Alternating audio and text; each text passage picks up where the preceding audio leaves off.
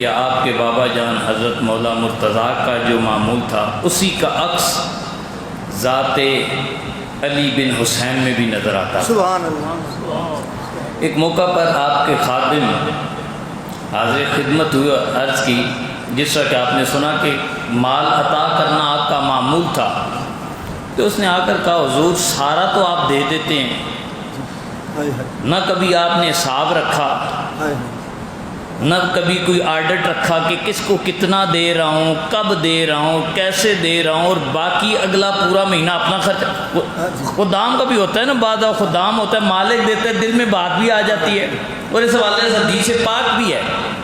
رسول اللہ نے فرمایا مالک دے اور خادم آگے فقیر کو خوش دلی سے دے۔ جہاں مالک کو اللہ اجر عطا فرماتا ہے وہیں اس خادم کو بھی اجر عطا فرماتا ہے۔ لہذا اگر آپ کو ایسا موقع ملے، کوئی دے رہا ہے کسی کے لیے کہ یہ فلاں تو دے دو، تو اس پر اپنے دل میں نہ لے کر آئیں، اسی رضا و رغبت کے ساتھ عطا کریں، آپ کو مفت کی نیکیاں ملتی رہا کریں گی۔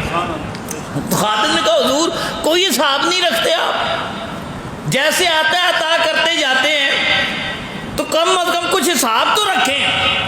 آپ نے کہا سنو، اصل معاملہ یہ ہے میرا اور میرا رب کے درمیان ہے، میں نے رب کے ساتھ ایک ڈیل کی ہوئی ہے، معاملہ کیا ہوا ہے، وہ رب مجھے بے حساب دیتا ہے، میں آگے بے حساب اس کی مخلوق کو دیتا ہوں۔ مجھے ڈر ہے جو تو مجھے کہنا چاہ رہا ہے کہ جس دن میں نے گن گن کے حساب کر کے دیا تو کہیں وہ بے حساب دینے والی ذات حساب نہ کرنا شروع کر دے، لہذا جو میرا معمول ہے سے ایسے ہی جاری رہنے دے۔ تو آپ کو اللہ نے اس انداز سے نوازا ہوا تھا، اور یہی آپ کی سخاوت کا ایک عظیم پہلو تھا۔